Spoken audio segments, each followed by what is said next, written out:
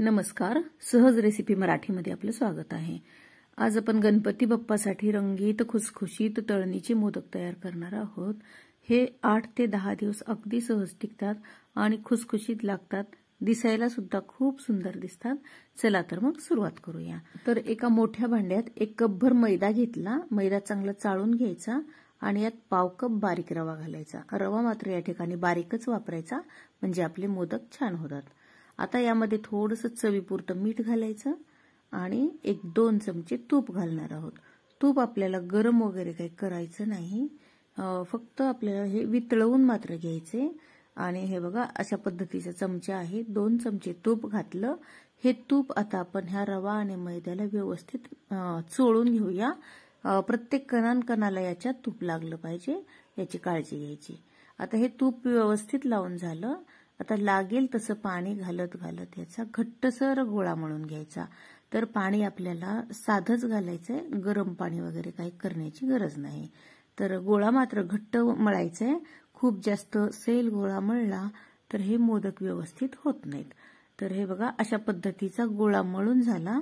आता यावर झाकण ठेवून याला थोडा वेळासाठी मुरत ठेवूया। तोपर्यंत आपण सारण तयार करूया यात घालण्यासाठी। तर सारणासाठी काय केले, तर मी पाव कप तूप घेतलं। जाड तळाची कढई आहे, कढई गरम होऊ द्यायची आणि या पाव कप तुपामध्ये अर्धा कप बारीक रवा घातला। तर या सुद्धा ठिकाणी रवा आपल्याला बारीकच वापरायचा आहे। तर गॅस मात्र हाय करायचा नाही, बारीक गॅसवरतीच याला खमंग असं भाजून घ्यायचंय। तर जवळपास 50% आपला रवा भाजून झाला की यात आपण खोबऱ्याचं किस घालायचंय। तर या ठिकाणी मी 1 कपभर खोबऱ्याचं किस घेतलंय आणि यात घालून रव्यासोबत याला सुद्धा भाजून घ्यायचं। तर रंग वगैरे याचा बदलायची गरज नाही, रव्याचा रंग बऱ्यापैकी बदललेला आहे। आता खोबरं काही जास्त आपल्याला डार्क रंगावर करायचं नाहीये, अगदी कुरकुरीत आणि खमंग भाजल्या मात्र गेलं पाहिजे। त्यासाठी काय करायचंय, कमीच गॅसवरती याला खमंग असं भाजून घ्यायचं। तर हे मिश्रण भाजत असताना सुगंध घरभर दरवळतो आणि खूप असं छान खमंग भाजलं जातं। तर ड्रायफ्रुट्स घालायचे, तुमच्या आवडीप्रमाणे या ठिकाणी घालू शकता। तर 1 चमचाभर बदामाचे तुकडे, चमचाभर काजूचे तुकडे आणि चारोळी घातलेली आहे चमचाभर। चारोळी या मिश्रणात खूप छान लागतात, नक्की घाला।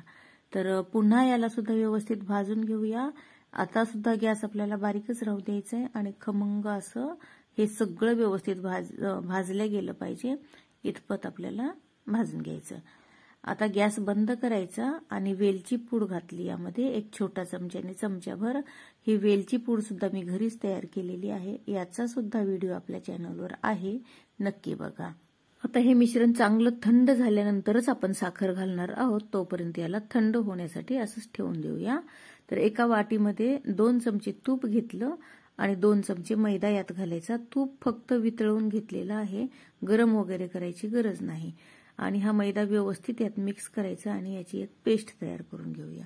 आता आपण पारी जेव्हा लाटू मोदकासाठी तेव्हा याचा वापर होणार आहे। आता हे बाजूला ठेवूया आणि आता आपला मैदा आणि रवा आपण मळून ठेवला होता, तो चांगला मुरल्या गेलाय। आता त्याकडे बघूया। तर याला पुन्हा एकदा व्यवस्थित मळून घ्यायचं आणि याचे मात्र आता एकसारखे 6 गोळे तयार करणार आहोत।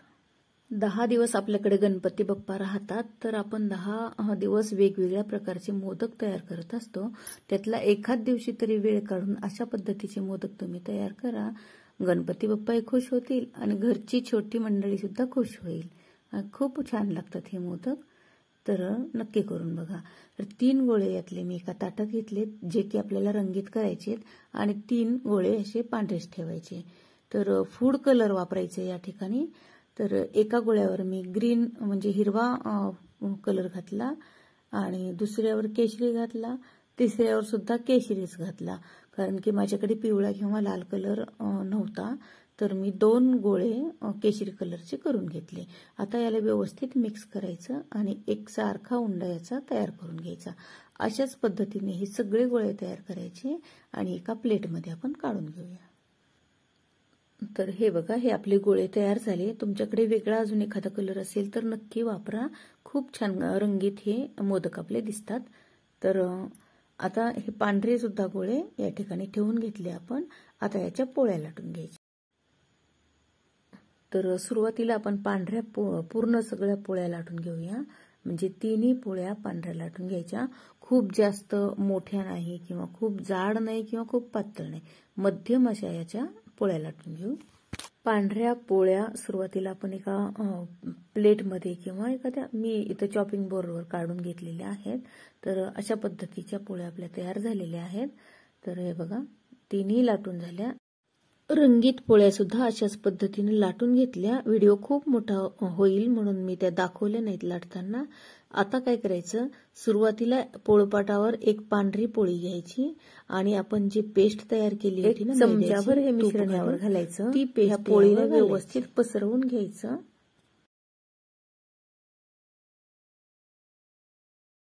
आणि यावर आता कलरची पोळी घालायची. इथे मी केशरी कलरची पोळी घातली, कारण की माझ्याकडे आता 2च कलर मी तयार केलेले आहेत. या पोळीला सुद्धा हे मिश्रण थोडंसं लावायचं, व्यवस्थित चहूबाजूने लावून घ्यायचं. आणि आता यावर पुन्हा पांढरी पोळी घालायची. कलरच्या पोळ्या जर एकमेकांवर कलरला कलर घातला की मग ते उठून दिसत नाहीत. त्यामुळे मध्ये पांढरी पोळी घालणं खूप गरजेचं आहे. तेव्हाच आपलं हे मोदक आपला सुंदर दिसणार आहे. आता प्रत्येक पोळीला आपल्याला हे थोडं थोडं करून मिश्रण लावायचे आणि व्यवस्थित पसरवून घ्यायचं. आता यावर आपण ग्रीन कलरची पोळी घालू. या पोळ्या थोड्याशा लहान मोठ्या होतातच आपल्याकडून, थोडीशी अशी ओढून वगैरे त्याला व्यवस्थित पसरवून घ्यायची. आणि यावर सुद्धा आपल्याला हे मिश्रण घालायचे. पुन्हा पांढरी पोळी घालायची, त्यानंतर मिश्रण लावायचं आणि त्यानंतर केशरी पोळी. आता ही शेवटची केशरी पोळी आहे. आता यावरती मिश्रण उरलं सुरलं सगळं लावायचं. हे व्यवस्थित दाबून घ्यायचं आणि याला असं दाबत दाबत व्यवस्थित रोल तयार करायचा. यामध्ये हवा राहिली नाही पाहिजे याची काळजी घ्यायची. आणि दाबून दाबून याला गोल गोल थोडासा ओढून गोल रोल तयार करायचा. आणि आपण याच्या आता लाट्या तयार करणार आहोत. अशा पद्धतीचा मोदक तयार करण्यासाठी थोडंसं मेहनत लागते, परंतु जेव्हा मोदक तयार होतो तेव्हा अगदी सगळी खुश होतात बरं का. आणि आपल्याला सुद्धा खूप आनंद होतो. तर एखाद वेळेस तरी असा मोदक नक्की तयार करून बघा. आणि रेसिपी आवडली, मोदक जर तुम्हाला आवडला, थोडा जरी आवडला तरी चॅनलला लाईक करा, शेअर करा. आणि आपल्या सहज रेसिपी मराठी या चॅनलला सबस्क्राईब मात्र नक्की करा बरं का. एक लाईक माझ्यासाठी खूप महत्वाचं आहे. तर हे बघा, अशा पद्धतीने एकसारख्या लाट्या आपल्याला तयार करायच्या. आणि अशा पद्धतीने वरच्या बाजूने थोडीशी दाबायची, म्हणजे याचे कलर सुंदर दिसले पाहिजेत, कलर दबल्या गेले नाही पाहिजे मध्ये. हे बघा, अशा पद्धतीनं आता सगळ्या लाट्या आपण अशाच तयार करून घेऊया. आता लाट्या आपल्या तयार झाल्या.